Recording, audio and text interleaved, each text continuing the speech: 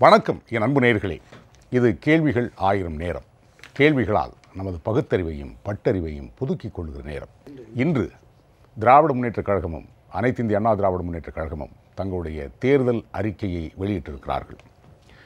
தேர்தல் தேதி அறிவித்த உடனேயே அதிமுக அணியில் சலசலப்புகள் கிளம்பியிருக்கின்றன. அதனையும் கூர்ந்து கவனத்தில் கொள்ள வேண்டியிருக்கிறது. மார்க்கண்டேயன் என்ற ஒரு முன்னாள் சட்டமன்ற உறுப்பினர் தீர்க்கமாக சில கருத்துக்களை சொல்லியிருக்கிறார். அவர் சொன்ன முக்கியமான கருத்து மற்ற அரசியல் பார்வையாளர்கள் சொன்னதோடு ஒத்துப்போகிறது. இந்த தேர்தலுக்கு பிறகு அனைத்து இந்திய அண்ணா திராவிட முன்னேற்றக் கழகம் ஒற்றை தலைமையின் கீழ் வரும் என்று அவர் அடித்து சொல்கிறார். அது எந்த தலைமை என்பது நேயர்களுக்கு நன்றாகவே தெரிந்திருக்கும். இனி தலைப்புக்கு வருவோம். இன்று தேர்தல் அறிக்கைகள் வெளியிடப்பட்டிருக்கின்றன. சில வாக்குறுதிகள் இரு தரப்பிலுமே வைக்கப்பட்டிருக்கின்றன. அது தவிர்த்து மேலும் பல வாக்குறுதிகள் அள்ளி வீசப்பட்டிருக்கின்றன. இந்த வாக்குறுதிகளுக்கும் வாக்குறுதியை தந்தவர்களுக்கும் இடையிலான தொடர்பு என்ன? அவர்களது செயல்பாடுகள் என்ன? ஒரு வாக்குறுதியை பற்றி அவர்கள் எந்த நிலையை எடுத்திருக்கிறார்கள், இப்போது எந்த நிலையை எடுத்திருக்கிறார்கள், இதையெல்லாம் கொஞ்சம் ஆழமாக சிந்திக்க வேண்டியிருக்கிறது. இன்றைய தலைப்புக்கு தகுந்த மாதிரியே ஒரு குரல், சொல்லுதல் யாருக்கும் எளிய. நான் பொருள் விளக்கம் சொல்லாமலேயே உங்களுக்கு புரியும் என்று நினைக்கிறேன். சொல்லுதல் யாருக்கும் எளிய. நான் இந்த செயலை இப்படி செய்யப் போகிறேன் என்று சொல்வது எல்லோருக்கும் சுலபம். ஆனால் அறியவாம் சொல்லிய வண்ணம் செயல். ஆனால் சொல்லியபடியே அதை செய்து முடிப்பதுதான் கடினமானது. இந்த வாக்குறுதிகளும் அத்தகையதுதான். இலகுவாக சொல்லியிருக்கிறார்கள். ஆனால் அத்தனையும் சாத்தியப்படுமா என்று நாம் பார்க்க வேண்டியிருக்கிறது. கொஞ்சம் ஆழமாக சிந்திக்க வேண்டியிருக்கிறது, விவாதிக்க வேண்டியிருக்கிறது. இந்த விவாதத்தில் பங்கேற்று தங்களுடைய கருத்துக்களை வைப்பதற்காக இங்கே 3 விருந்தினர்கள் வந்திருக்கிறார்கள். அவர்களை அறிமுகம் செய்கிற நேரம் இது. திரு பிரியன் அவர்கள் மூத்த பத்திரிகையாளர், அவரை அன்போடு வரவேற்கிறேன். திரு துரை கருணா அவர்கள் மூத்த பத்திரிகையாளர், அவரையும் அன்போடு வரவேற்கிறேன். வணக்கம். திரு காசிநாத பாரதி, அம்மா மக்கள் முன்னேற்றக் கழகத்தினுடைய செய்தி தொடர்பாளர், அவரையும் அன்போடு வரவேற்கிறேன். வணக்கம். திரு பிரியன், சில வாக்குறுதிகள் 2 பேருமே தந்திருக்காங்க. இதை தாண்டி நீங்கள் திராவிட முன்னேற்றக் கழகம் வெளியிட்டிருக்கிற தேர்தல் அறிக்கையை பார்த்தீங்கன்னா மலைப்பாக இருக்கிறது. ஏன்னா ஒரு மத்திய அரசில் தலைமை பொறுப்பை ஏற்கப் போகிறவர், இல்லைன்னா அந்த கட்சி கூட்டணி கட்சியுடைய தலைமை தாங்குகிற தலைவர் சொல்ல வேண்டிய வார்த்தைகள் அத்தனையும் திமுகவுடைய தேர்தல் அறிக்கையில் இடம்பெற்றிருக்கிறது. ஒரு வித்தியாசமான ஒரு அணுகுமுறை. அதை படித்து பார்த்தீங்கன்னா உங்களுக்கே தெரியும். உங்களுடைய முதல் கட்ட பார்வை என்ன? அதாவது ஒவ்வொரு பெரிய கட்சியும், அதாவது மாநிலத்தில் ஆட்சிக்கு வர வாய்ப்புள்ள பெரிய கட்சிகளும், அதே மாதிரி மத்தியில் இப்போது மாறி இருக்கிற சூழலில் கடந்த 30 வருஷங்களாக மத்திய அரசில் ஒரு குறிப்பாக ஒரு நல்ல பங்களிப்பை பெறுகிற வாய்ப்புள்ள கட்சிகளும் இந்த மாதிரியான பாராளுமன்ற தேர்தலை ஒட்டி வைக்கப்படுற அந்த தேர்தல் அறிக்கைகள் மாநில தேர்தல்களுக்கு வைக்கப்படுற அந்த அறிக்கைகள் போல் அவ்வளோ ஒரு முக்கியத்துவம் வாய்ந்த ஒரு அறிக்கையாக கருதப்படுறது இல்லைன்றதான் முக்கியமான விஷயம். ஒரு மாநில தேர்தல், பொது தேர்தல் நடக்கும்போது, சட்டமன்ற பொது தேர்தல் நடக்கும்போது இந்த பெரிய கட்சிகள் அதிமுகவும் திமுகவும் வைக்கிற அந்த தேர்தல் அறிக்கைகளுக்கு உள்ள அந்த உரிய ஒரு இது இருக்கு இல்லையா, மக்கள்கிட்ட எதிர்பார்ப்பு அல்லது ஆதரவு இருக்குல்ல, அது இந்த பாராளுமன்ற தேர்தலில் வைக்கப்படுற தேர்தல் அறிக்கைகளுக்கு அவ்வளோவா இருக்காது. ஆனால் நீங்கள் பார்த்தீங்கன்னா 2014 ஜெயலலிதா அவர்கள் வைத்த தேர்தல் அறிக்கை கொஞ்சம் மக்களுடைய கவனத்தை கவர்ந்தது. ஏன்னா அவங்க தனியாகவே எல்லா தொகுதிகளும் களம் கண்டு அன்றைய இருந்த சூழ்நிலையில் பார்த்தீங்கன்னா எப்படியாவது ஒரு மத்திய அரசில் ஒரு முக்கியமான ஒரு இடத்தை அதிமுக பெறும், ஒரு முக்கியமாக ஒரு கொள்கைகளை வடிவமைக்கும் இடத்திலும் அல்லது அவருடைய வலியுறுத்தல் ஏற்றுக்கொள்ளத்தக்க விதத்தில் அந்த அரசு அமையும்ன்ற மாதிரியான ஒரு நிலைமை இருந்தது. பட் அன்பார்ச்சுனேட்லி என்னாச்சு, பாஜக முழு மெஜாரிட்டி தேர்ந்தெடுக்கப்பட்ட 37 பாராளுமன்ற உறுப்பினர்களுக்கும் அந்தளவு எஃபெக்டிவாக செயல்பட முடியல. இன்ஃபேக்ட் பார்த்தீங்கன்னா ஜெயலலிதா அவர்கள் மறைவுக்கு பிறகு ஒரு விவசாய பிரச்சனையில் தம்பித்துறை ராஜ்யசபா லோக்சபா 50 எம்பிக்களை கூட்டிட்டு பிரைம் மினிஸ்டர் ஆஃபீஸ் போய் பிரைம் மினிஸ்டர் பார்க்கவே இல்லை அவர். ஸோ என்ன மாதிரியான ஒரு மதிப்பு கொடுக்கப்பட்டது அப்படின்னு நம்ம பார்க்கணும். இங்கே 30 நாள் பாராளுமன்றத்தில் முடக்கி கூட கர்நாடகா எலெக்ஷன் முடிஞ்ச பிறகு நீங்கள் காவேரி வாரியத்தை நீங்கள் அனௌன்ஸ் பண்ணுறீங்க. உங்களுக்கு ஒரு பொலிட்டிக்கல் இன்ட்ரெஸ்ட் அங்கே இருக்குது. ஸோ அது நமக்கு 2014 இந்த காலகட்டத்தில் ஒருவேளை ஜெயலலிதா அவர்கள் இருந்திருந்து இந்த மாதிரியான ஒரு நிலை இருந்திருக்குமா தெரியல. ஆனால் டோட்டலி வந்து நமக்கு வந்து இவ்வளவு எம்பிக்கள் இருந்துமே பயனில்லை. 11,000 கோடி ரூபாய் நமக்கு இன்னும் மத்திய அரசுலேருந்து வர வேண்டிய பாக்கி தொகையை வசூல் பண்ண முடியல. நீட் மசோதா அனுப்பிச்சது அப்படியே இருக்குது. திருப்பி பார்த்தீங்கன்னா டெல்டா மாவட்டங்களில் ஹைட்ரோ கார்பன் வந்து அவங்க பாட்டுக்கு ஏலத்துக்களை விட்டுட்டே இருக்காங்க பல ஏரியாக்களை. ஸோ இந்த மாதிரியான விஷயங்கள் இருக்கும்போது இந்த இணக்கமாக இருந்து என்ன பிரயோஜனம்? செல்வி ஜெயலலிதா இருந்தால் என்ன மாதிரியான ஒரு இது நடந்திருக்கும் அப்படின்றது அது வந்து ஒரு ஹைப்போதெட்டிக்கலாக இருந்தால் கூட யோசிக்க வேண்டிய ஒரு விஷயமா இருக்கு. அப்போது நீங்கள் எவ்வளவு உறுப்பினர்கள் அமைச்சாலுமே தமிழ்நாட்டிலேருந்து அதை எடுத்து வைக்கிறதுக்கான ஒரு உறுதியான தலைமை தேவை. அது இன்னைக்கு இங்கே இருக்கா? அன்ஃபார்ச்சுனேட்லி இல்லைன்றதான் நம்ம சொல்லணும். ஸோ அப்போ இதுக்கப்புறமே நீங்கள் இந்த உறுதிமொழிகளை வச்சு நீங்கள் பிரச்சாரம் பண்ணி நீங்கள் தேர்தலில் வெற்றி பெற்று நீங்கள் என்னதான் போனாலுமே என்ன மாதிரியான அரசு அங்கே அமைய போகிறது? ஒன்று காங்கிரஸ் அரசு அமைஞ்சது, இல்லை பாஜக அரசு அமைது வச்சுக்கோங்க. அந்த மாதிரி அரசுகளில் இந்த தேசிய கட்சிகளுக்குன்னு சில கொள்கைகள் இருக்கும். இப்போ 7 பேர் விடுதலையே வச்சுக்கோங்களேன். அது வந்து நீங்கள் 2 தேர்தல் அறிக்கையிலே இருக்குது. திமுக தேர்தல் அறிக்கையில் அதிமுக. அப்போ அந்த 7 பேர் விடுதலையில் நீங்கள் 6 மாதம் ஆச்சு உங்கள் தீர்மானம் போட்ட செப்டம்பரில் போட்டு அமைச்சிங்க, இதுவரையும் வரல. உங்கள் தேர்தல் அறிக்கையில் நீங்கள் மறுபடியும் குறிப்பிடுறீங்க அதிமுக தேர்தல் அறிக்கையில் ஜனாதிபதியை கேட்டுக்கொள்வோம்னா இது நாள் வரையும் நீங்கள் என்ன பண்ணீங்க? ஒரு குரல் கூட அது கொடுக்கலையே. வெளியில் இப்போ பொது வெளியில் நீங்கள் அதை பற்றி பேசவே இல்லையே நீங்கள். அப்போ நீங்கள் என்ன மாதிரி முயற்சிகள் எடுத்தீங்க நீங்கள் தெரியல. இப்போ வந்து தேர்தல் அறிக்கையில் சொல்கிறது வந்து இது எந்த அளவுக்கு மக்கள் இதை ஏற்றுக்கொள்வார்கள்? நீங்கள் 6 மாத காலம் என்ன பண்ணீங்க? என்னுடைய மசோதா அங்கே போச்சு, நீங்கள் ஏன் கவர்னர் கைது போடலன்னு அது மாதிரியான ஒரு முயற்சிகள் இவங்க எடுத்த மாதிரியே தெரியல. ஏன்னா கேட்டால் வந்து இந்த அரசுக்கு நாங்கள் மத்திய அரசுக்கு இணக்கமாக இருந்தோம் அது மாதிரி ஏதோ சொல்கிறாங்க. அதே மாதிரி பார்த்தீங்கன்னா 60% மத்திய அரசுக்கு வரி வருவாயில் வந்து 60% மாநிலங்களுக்கு பங்களிப்பு அப்படின்னா திமுக இப்போ வந்து பார்த்தீங்கன்னா திமுகலையும் இருக்குது அதிமுகலையும் இருக்குது. இப்போ வந்து பார்த்தீங்கன்னா வந்து 42% கொடுக்குறாங்க அவங்க. அது பாஜக அரசில் சமீபத்தில் 34 42 ஆக்கினாங்க. அப்படி இருக்கும்போது இவங்க 60% கேட்குறாங்க. ஒரே மாதிரியான விஷயம். நீங்கள் இவ்வளவு தூரம் கேட்குறவங்க அதாவது நீங்கள் கடுமையான கூட வேண்டாம், நீங்கள் வற்புறுத்தி வந்து நீங்கள் கேட்ட மாதிரியே தெரியல. ஒரு எதிர்ப்பு குரலாவது காட்டில. அது வந்து நீங்கள் இந்த பை ரெக்கார்டு என்ன பண்ணுறீங்க? நீங்கள் உங்களுக்கு ஒரு ரெக்கார்டை கிரியேட் பண்ணுறதுக்காக இந்த மாதிரி எழுத்தில் சில விஷயங்களை கொண்டு வரீங்க, பட்ஜெட்டில் பேசும்போது சில. ஆனால் அதை வந்து ஒரு வாய்ஸ் மூலமாக நீங்கள் வெளியில் கொண்டு வர மாட்டேறீங்க. பொது வழியில் இருக்கிற மக்களுக்கு நீங்கள் கேட்டால் பதில் சொல்கிறதுக்காக ஒரு எழுத்துப்பூர்வமாக ஒரு விஷயத்தை நீங்கள் பதிவு பண்ணிடுறீங்க. அதுதான் அது வந்து என்னன்னா நடைமுறை வேற, தேர்தல் வாக்குறுதி. ஒரு ஆளுமை மிக்க தலைவர்னா அப்படி பண்ண மாட்டாங்க. ஆளுமை மிக்க தலைவர்னா குரல் கொடுப்பாங்க. குரல் கொடுக்கும்போது மக்களுக்கு தெரியும். நீங்க என்ன பண்றீங்க? ஒரு அரசாங்கத்தோட ஆவணங்கள்ல வந்து ஒரு சந்து பொந்தில் ஒரு பேரால நீங்க ஒரு விஷயத்தை பதிவு பண்ணிட்டு நாளைக்கு நாங்க ஏன்டா குரல் கொடுக்கலன்னு கேட்டா நாங்க அப்பவே எழுதி வச்சிருக்கோம் பாத்தீங்களான்னு ஆனா உங்களுக்கு குரல் கொடுக்கறதுக்கு இந்த அரசியல் உறுதி உங்ககிட்ட இல்ல. ஏன்னா இந்த அரசு அமைந்திருக்கிற தன்மை அப்படி இருக்கிறதுனால உங்களுக்கு இல்ல. ஆனால் என்னன்னா மறுபடியும் பாத்தீங்கன்னா இந்த 2 தேர்தல் அறிக்கையிலும் திமுக தேர்தல் அறிக்கையிலும் பார்த்தீங்கன்னா மறுபடியும் பார்த்தீங்கன்னா அந்த கல்வியை வந்து மாநில பட்டியலுக்கு அனுப்பணும், கச்சத்தீவை மீட்கணும், அப்புறம் தனியார் துறையில் வந்து இடஒதுக்கீடு வேணும், தமிழை வந்து ஆட்சி மொழியாக அமல்படுத்தணும். இந்த மாதிரி தொடர்ந்து இதே மாதிரி கிட்டத்தட்ட அப்புறம் ரீட்டைல் இதில் வந்து எஃப்டிஐ இருக்கக்கூடாது, அந்நிய நேரடி முதலீடு இருக்கக்கூடாது. ஸோ இந்த மாதிரி தொடர்ந்து இந்த மாதிரி விஷயங்களை குறிப்பாக பார்த்தீங்கன்னா சேது சமுதிர திட்டத்தை நிறைவேற்ற வேண்டும் அப்படின்ற மாதிரியான விஷயங்கள் இதில் தொடர்ந்து வந்துட்டு இருக்கு. ரொம்ப ரொம்ப முக்கியமான விஷயம்ன்றது பார்த்தீங்கன்னா வந்து திமுகவோட தேர்தல் அறிக்கையில் வந்து பார்த்தீங்கன்னா உங்களுக்கு கல்வி கடன் ரத்து வந்து இன்னைக்கு ஒரு முக்கியமான விஷயம். ஏன்னா இளைஞர்கள் பல பேர் வந்து கல்வி கடனை பெற்று இந்த ப்ரொஃபஷனல் கோர்ஸ்லாம் படிச்சுட்டு இன்னைக்கு அவங்களால ரீபே பண்ண முடியாது, வேலை கிடைக்காம ரீபே பண்ண முடியாது இருக்காங்க. ஸோ அது வந்து முக்கியமான விஷயம். அதே மாதிரி இந்த விவசாய கடன் ரத்து, இந்த மாதிரி விஷயங்கள், விவசாய நெல்லுக்கு ஒரு ஆதார விலை கொடுக்க வேண்டியது, அந்த மாதிரி விஷயங்கள்லாம் வந்து திமுக தேர்தல் அறிக்கையில் இருந்தால் கூட, பாண்டிச்சேரிக்கு மாநில அந்தஸ்து கொடுக்கணும் இந்த மாதிரியான ஒரு விஷயம் இருந்தால் கூட, அப்புறம் ரெஃபரண்டம்னு ஒரு விஷயத்தை வந்து வலியுறுத்துறாங்க. ரெஃபரண்டம் வந்து பொது வாக்கெடுப்பு அப்படின்ற ஒரு விஷயத்தை ஈழத்தில் வலியுறுத்துறாங்க, இவங்க திமுக வலியுறுத்துறாங்க. ஸோ இந்த மாதிரி இது என்ன அப்படின்னா போன வாட்டி நீங்கள் என்ன கொடுத்தீங்களோ கிட்டத்தட்ட அதையே ரிப்பீட் பண்ண மாதிரி இருக்குது. ஈவன் இது பார்த்தீங்கன்னா கூட அதிமுகவோட தேர்தலுக்கு இன்னும் கொஞ்சம் டீட்டெயிலாக நம்ம அடுத்த சுற்றில் பார்க்கலாம்னு நினைக்கிறேன். பட் இப்போ பார்த்தீங்கன்னா அதே அதிமுக தேர்தலுக்கு கிட்டத்தட்ட போன தடவை கொடுத்து ரிப்பீட் பண்ணுற மாதிரி இருந்தால் கூட சில 2-3 விஷயங்கள் வந்து இன்றைக்கி அவங்க அமைச்சிருக்கிற கூட்டணிக்கு வந்து ஒத்து வராத விஷயங்களை அதில் நம்ம பார்க்குறோம். நம்ம இது மறுபடியும் என்ன நோக்கம்னா, நாங்கள் வந்து சிறுபான்மையோர் ஓட்டை கவர்றதுக்காக நாங்கள் இதை வந்து தேர்தல் அறிக்கையில் சொல்லியிருக்கோம், நாங்கள் பாஜகவோட கூட்டணி வச்சிருந்தா கூட செய்தோமாங்கிறது இல்லை சொல்லியிருக்கோம் அப்படின்னு ஒரு சாக்கு போக்கு சொல்றதுக்காக, ஒரு சமாதானம் சொல்றதுக்காகவும் சில விஷயங்களை பதிவு பண்ணிருக்காங்களோ. ஏன்னா அவர்களுக்கு சிறுபான்மையோர் ஓட்டு கிடைக்காதுன்றதுக்காக நீங்க இந்த மாதிரி விஷயங்களை வச்சுட்டு நீங்க எப்படி பாஜகவோட கூட்டணியில் இருக்கீங்கன்றது ஒரு கேள்விக்குறி. ஏன்னா இதை வந்து அப்பன்னா நம்ம தேர்தல் அறிக்கையை யாரும் சீரியஸா எடுத்துக்க மாட்டாங்களான்னு நினைக்கிறீங்களா நீங்க? சோ இது வந்து முக்கியமான விஷயம். ஒரு சடங்கு. ஒரு ரெக்கார்ட் பண்ணிட்டேன் நாங்கள் இந்த எங்களுடைய பொசிஷன் இதுதான் அப்படின்னு ரெக்கார்ட் பண்ணிட்டீங்க.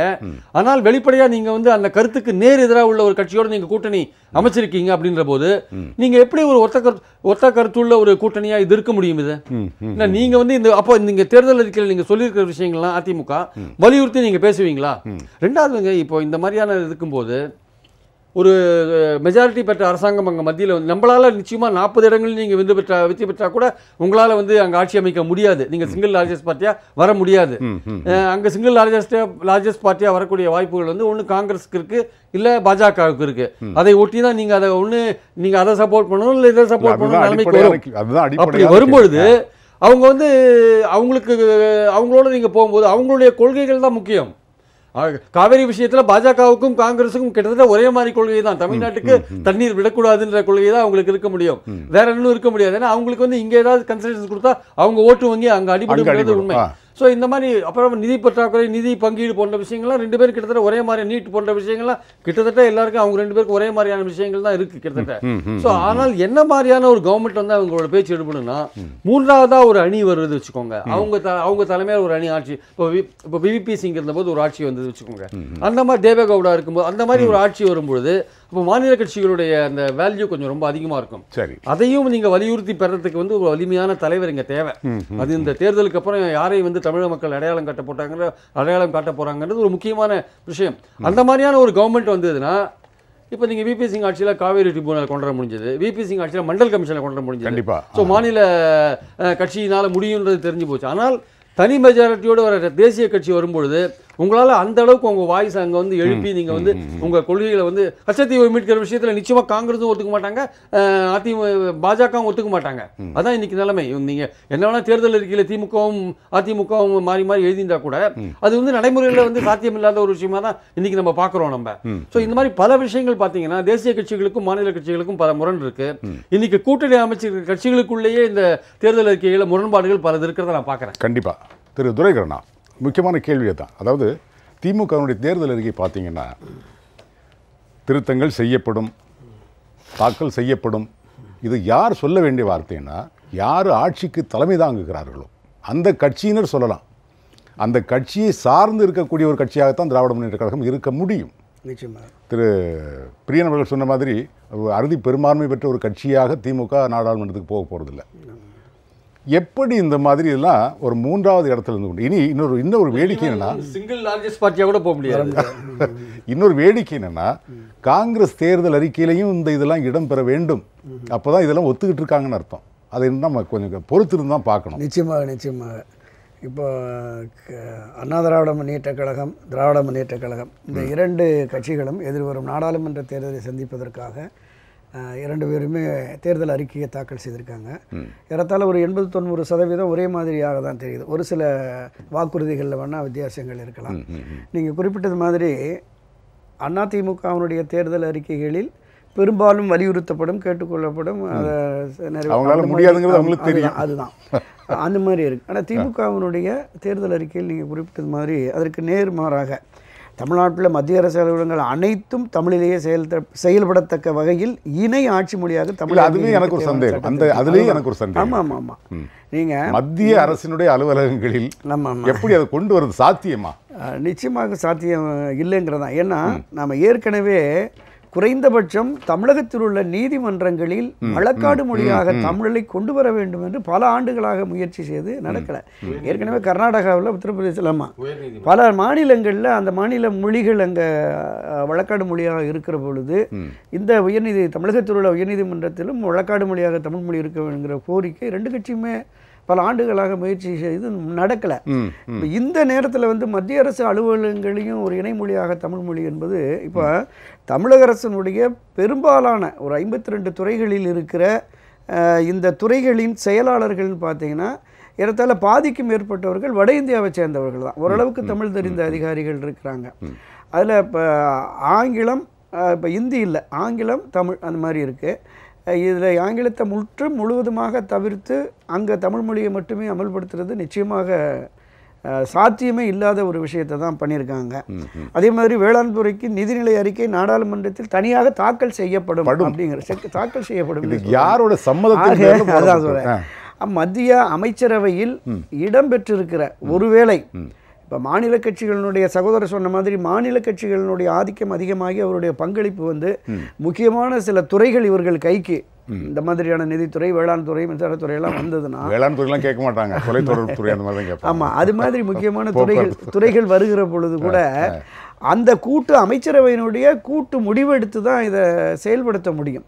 அப்பவும் கூட இது சாத்தியமில்லாத விஷயங்கள்.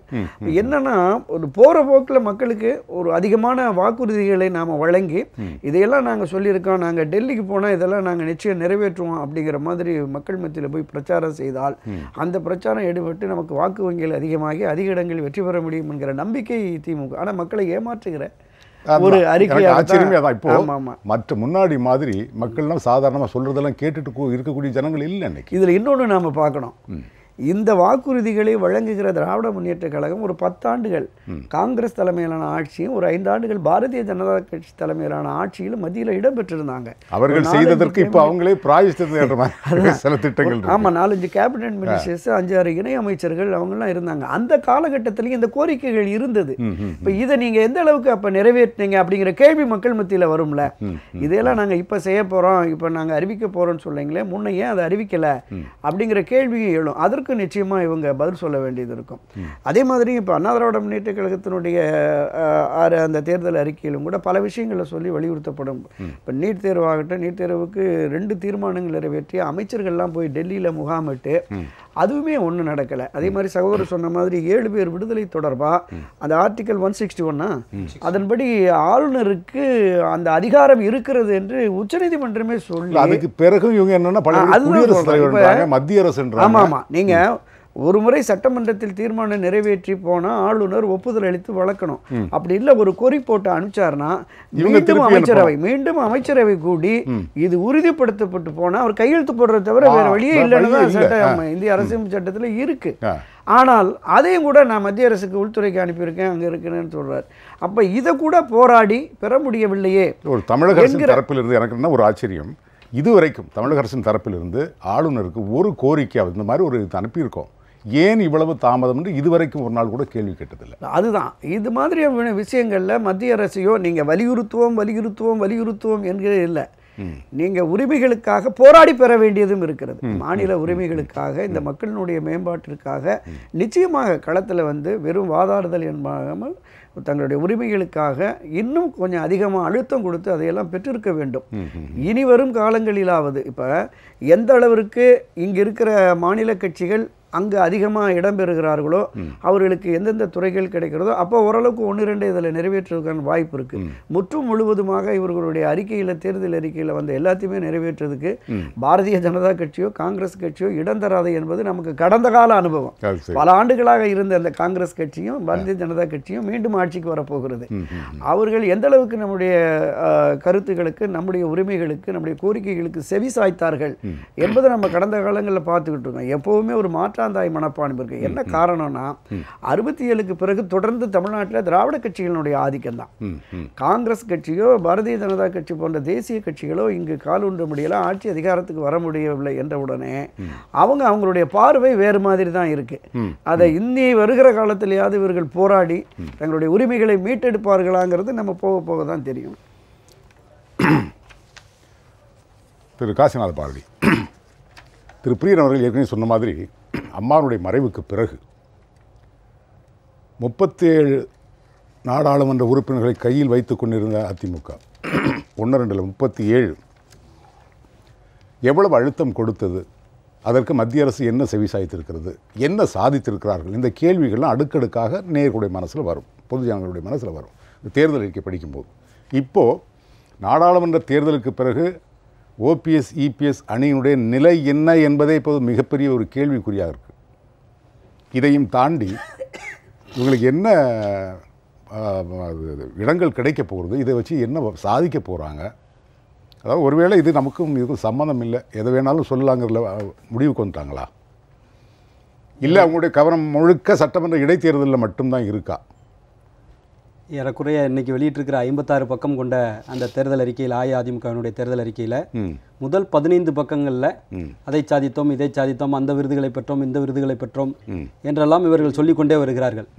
அப்படி போகின்ற போது இன்னைக்கு பிரதானமாக தமிழ்நாட்டு மக்கள் என்ன பார்க்கிறார்கள் என்று சொன்னால் 39 நின்று 37 ஜெயித்த தொகுதிகளிலே இன்றைக்கு அவர்கள் 20 தான் போட்டி போடுகிறார்கள் என்று சொன்னால் வெளிப்படையாக முதலிலேயே பிரதான அடிப்படையிலேயே 17 தொகுதியை இன்னைக்கு இழந்து விட்டார்கள். புரட்சித் தலைவி அம்மா அவர்கள் வைத்திருந்த அந்த தொகுதியில் 17 தொகுதிகளை இன்றைக்கு ஏறக்குறைய 20 17ன்னா என்ன ஏறக்குறைய 45% இன்றைக்கு அதிமுகவினுடைய வாக்கு வங்கியை அதிமுகவினுடைய பலத்தை இன்னைக்கு பாதியாக இழந்துட்டாங்கிறது தெரியுது.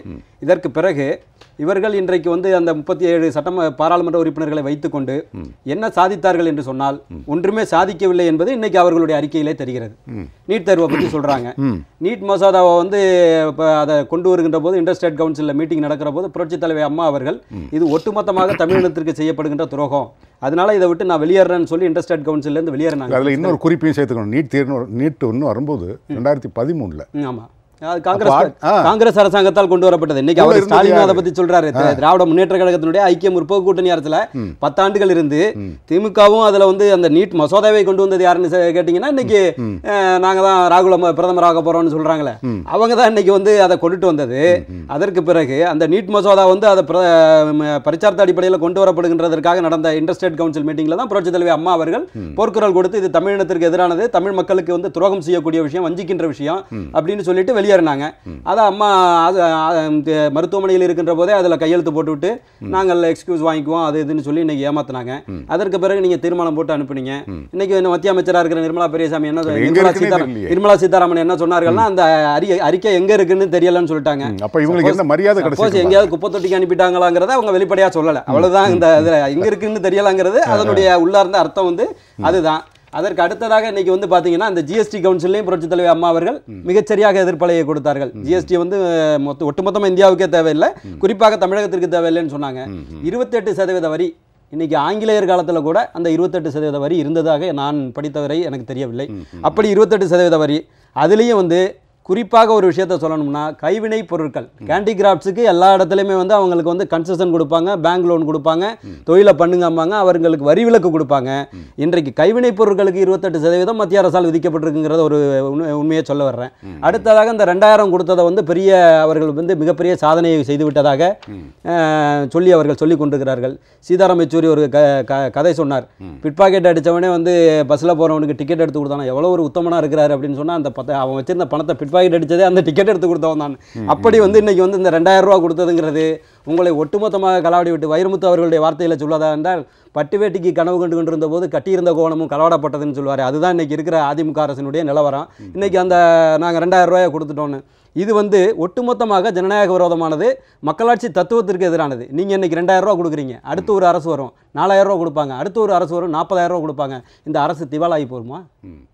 அதாவது வந்து நீங்கள் பாதிக்கப்பட்ட கஜா புயலால் பாதிக்கப்பட்ட மக்களுக்கு நிவாரணம் கொடுப்பது என்பது வேறு, ஒட்டுமொத்தமாக இருக்கின்ற மக்களுக்கு 2000 கொடுப்பது 4000 கொடுப்பதுங்கிற இதனுடைய எக்ஸ்ட்ரீம் எண்டு எங்கே போய் முடியும்னா எல்லாருமே வர்றவங்க பூரா அடுத்து ஒரு 10,000 அடுத்து ஒரு 50,000 ஒருத்தர் கொடுக்க ஆரம்பிச்சாருன்னா இந்த அரசாங்கம் திவாலாகி போகும். நிவாரணம் என்பது வேறு, மக்களுடைய ரீஹாபிலேஷன் பாலிசிங்கிறது வேறு. இது ரெண்டையும் குழப்பி நாங்கள் சாதனை புரிந்து விட்டோம்னு சொல்லி இவங்க கட்டியிருந்த கோவணத்தையும் இன்னைக்கு களவாடி சென்று விட்டார்கள்ங்கிறத நான் சொல்ல விரும்புகிறேன். அடுத்து இன்றைக்கு உள்ளாட்சி தேர்தல் நடத்தாததுனால 5000 கோடி ரூபாய் இன்றைக்கு தமிழகத்துக்கு வர வேண்டிய தொகை வரவில்லை. இதை பற்றி இன்றைக்கு தேர்தல் அறிக்கையில் அதிமுக தேர்தல் அறிக்கையில் குறிப்பிட்டிருக்கிறார்களா என்று கேட்டால் இல்லை. ஜிஎஸ்டி நிலுவைத் தொகையாக 12000 கோடி ரூபாய் வந்து தமிழக அரசுக்கு வர வேண்டியிருக்குன்னு சொல்லி நம்ம சொல்லலை. தம்பித்துறை மக்களவையில் போர்க்குரலாக கொடுத்தாரு. அதை வச்சு இன்றைக்கி கரூரில் சீட்டை வாங்கிட்டார். அன்றைக்கே துணை பொதுச் செயலாளர் அவர்கள் சொன்னார்கள் இதெல்லாம் நாடகம், நடப்பது எல்லாமே நாடகம்னு. அந்த நாடகத்தை வச்சு இன்றைக்கி வந்து எம்ஆர் விஜயபாஸ்கர் அப்பாவுக்கு போக வேண்டிய சீட்டை இவர் இன்றைக்கி வாங்கிட்டு வந்துட்டார். அதேமாரி வந்து இன்றைக்கி வந்து மினிமம் பேலன்ஸை வங்கிகளில் வச்சில்லை அப்படின்னு சொல்லிட்டு, அதாவது வங்கிகளில் மினிமம் பேலன்ஸை வச்சிடலங்கிறது வந்து எங்களுடைய தவறு கிடையாது, எங்கள்கிட்ட அவ்வளோதான் இருக்குது. அதன் மூலமாக எடுத்துக்கொள்ளப்பட்ட தொகை வங்கிகளால் களவாடப்பட்ட தொகை 5000 கோடி ரூபாய். அதில் குறிப்பாக 2400 கோடி ரூபாயை வந்து ஸ்டேட் பேங்க் ஆஃப் இந்தியாவில் வந்து வாங்கி எடுத்திருக்கிறாங்க. இந்த மினிமம் பேலன்ஸை மெயின்டைன் பண்ணாது எங்களுடைய தவறு கிடையாது, எங்கள்கிட்ட அவ்வளோதான் இருக்குது. எங்களால் வந்து நீரவ் மோடி போலவோ இல்லது மல்லையா போலவோ 15,000 கோடி 10,000 கோடி ஆட்டை போட்டு போகிற அளவுக்கு நாங்கள் இன்னும் வளரலை. அதனால வந்து இன்னைக்கு வந்து ஒட்டுமொத்தமாக மக்களுடைய வாழ்வாதாரங்களை காலி செய்துகின்ற களவாடுகின்ற வேலையை இன்னைக்கு வந்து கபலீகரம் செய்கின்ற வேலையை மத்திய அரசு செய்யுது. அதில் எதை நீங்கள் சாதிச்சிங்கன்னு சொல்ல வர்றீங்க? மீனவர்களுக்குன்னே ஒரு 4 பத்தி 5 பத்தி சொல்லியிருக்கிறாங்க. எதில் நீங்கள் சாதிச்சிருக்கீங்க? மீனவர்களை ஒழுங்காக நீங்கள் தொழில் செய்ய விடுறீங்களா? இன்றைக்கி இப்போ சென்ற வாரம் கூட வந்து உச்சநீதிமன்றம் ஒரு தீர்ப்பு கொடுத்துச்சு. இருக்கின்ற அந்த காடுகள் இதில் எல்லாம் மலைகள் எல்லாம் இருக்கின்ற மலைவாசிகளை வெளியேற்ற வேண்டும்னு சொல்லி ஒரு இடத்துல வசிப்பதுங்கிறது அவங்களுடைய ஃபண்டமெண்டல் ரைட்டு. இந்த இந்த கடலோரங்களில் வசிக்கின்ற மீனவர்கள் 80 லட்சம் மீனவர்கள் இருக்கிறார்கள் என்று சொன்னால் அவர்களுடைய ஃபண்டமெண்டல் ரைட் அதில் வசிக்கிறதுக்கு. நீங்கள் வசிக்கக்கூடாதுன்னு சொல்கிறதுக்கு உங்களுக்கு நீங்கள் பிரதமராக இருக்கலாம், குடியரசுத் தலைவராக இருக்கலாம், இந்திய ஜனநாயகத்தில் வந்து இந்திய அரசியலமைப்பு சட்டம் வந்து எங்களுக்கு அதுக்கான உரிமையை வழங்கியிருக்கு. இன்றைக்கி அவர்களை தொழில் செய்ய நீங்கள் விடுறீங்களா?